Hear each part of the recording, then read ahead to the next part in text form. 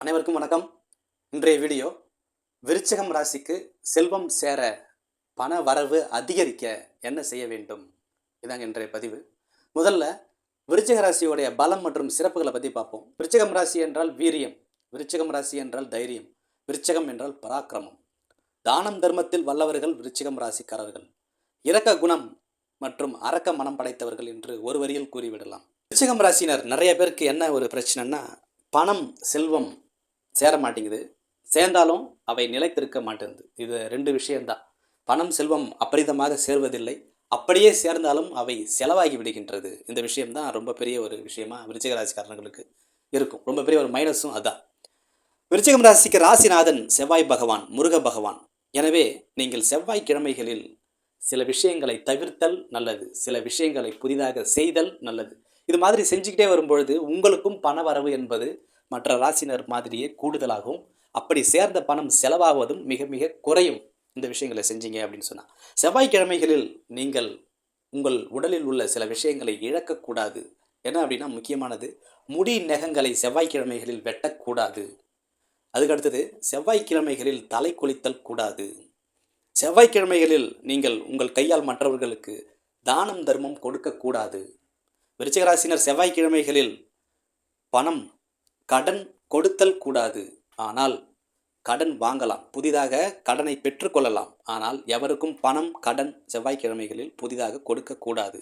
பொதுவாக பழமொழி ஒன்று சொல்வார்கள், ஒன்றை பெற வேண்டும் என்றால் ஒன்றை இழந்தால்தான் பெற முடியும் அப்படின்னு சொல்லுவாங்க. ஆனால் செவ்வாய்க்கிழமை வீட்டில் இருந்த பணத்தை எடுத்து சென்று மற்றொரு பொருளை நீங்கள் வாங்குதல் கூடாது. செவ்வாய்க்கிழமைகளில் உங்கள் வீட்டில் உள்ள பணத்தை எடுத்து சென்று வேறு ஒருவரிடம் கொடுத்து பொருட்களை வாங்குதல் கூடாது. உங்களுடைய செல்வம் மேலும் மேலும் குறையறதுக்கு அது வழியாய் அமையும். விருச்சிகம் ராசியில் சந்திரன் நீச்சம். எனவே நீங்கள் ஒரு தொழில் தொடங்கினால் அதை உங்கள் பெயரில் தொடங்கக்கூடாது. செல்வம் சேர்வது தடைப்படும். மாறாக உங்கள் மனைவி, உங்கள் கணவர் அல்லது உங்கள் குழந்தைகளின் பெயரால் அவற்றை தொடங்க வேண்டும். உதாரணமாக சொன்னால், நீங்கள் ஒரு துணிக்கடை அல்லது ஒரு ஓட்டல் அல்லது ஒரு மளிகை கடை, இது போன்று புதிதாக ஒரு பிஸ்னஸ், ஒரு தொழிலை தொடங்கும் பொழுது அதில் நீங்கள் நிர்வாகியாக இருக்கலாம், மெயின்டெனன்ஸ் பண்ணலாம், பராமரிப்பு பண்ணலாம், அனைத்து வேலைகளையும் நீங்கள் செய்யலாம். ஆனால் கல்லாப்பெட்டி கேஷ் ஹேண்டிலிங் பொறுத்தவரை உங்களுக்கு நெருக்கமான மற்றொரு நபரை அங்கு அமர வைக்க வேண்டும். இதுதான் ரொம்ப முக்கியம். ஆக நீங்கள் விருப்ப தொழில் எதுவாக வேணால் நீங்கள் எடுத்துக்கலாம், அதை செய்யலாம். ஆனால் செய்கிற பட்சத்தில் இந்த கேஷ் ஹேண்டிலிங் டிபார்ட்மெண்ட்டை மட்டும் உங்களுடைய நெருக்கமான இன்னொருவரிடம் கொடுக்க வேண்டும்.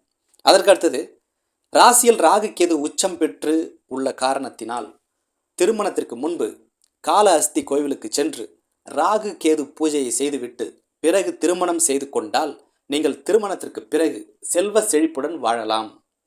ஜோதிடர்கள் பலர் விருச்சிக ராசியினை பற்றி சொல்வதை நாம் பார்த்திருப்போம்.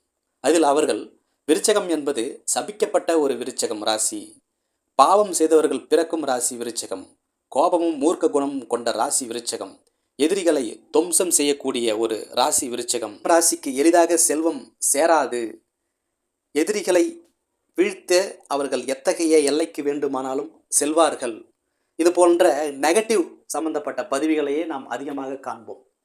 ஆனால் நீங்கள் செவ்வாய்க்கிழமைகளில் நான் கூறியது போல சில விஷயங்களை தொடர்ச்சியாக செய்து வந்தால் அனைத்து நெகட்டிவ் உங்கள் சம்பந்தப்பட்ட அனைத்து பிரச்சனைகள் நெகட்டிவும் தீரும். ப்ளஸ் உங்களுக்கு பணவரவு செல்வம் என்பது கூடுதலாகும். ஏன்னா இன்றைய தேதியில் சொசைட்டியில் வீரம் முக்கியம் அல்ல, விவேகம் முக்கியம் அல்ல, பணம் மட்டுமே முக்கியம். ஆக பணத்தை சேர்க்க இது போன்ற விஷயங்களை நீங்கள் செய்து வாருங்கள், உங்களுக்கு பணவரவு கூடுதலாகும். மேலும் நீங்கள் ஒரு சிலர் கடவுள் நம்பிக்கை மிகுந்து பற்று கொண்டவராக இருப்பின், துர்க்கைக்கு செவ்வாய்க்கிழமைகளில் ராகு காலத்தில் பூஜைகள் செய்து வர, ராகு காலத்தில் விளக்கேற்றி வழிபட்டு வர உங்களுக்கு பணவரவு மேலும் கூடுதலாகும். நன்றி தோழர்களே, மீண்டும் ஒரு பதிவில் சந்திப்போம். வணக்கம்.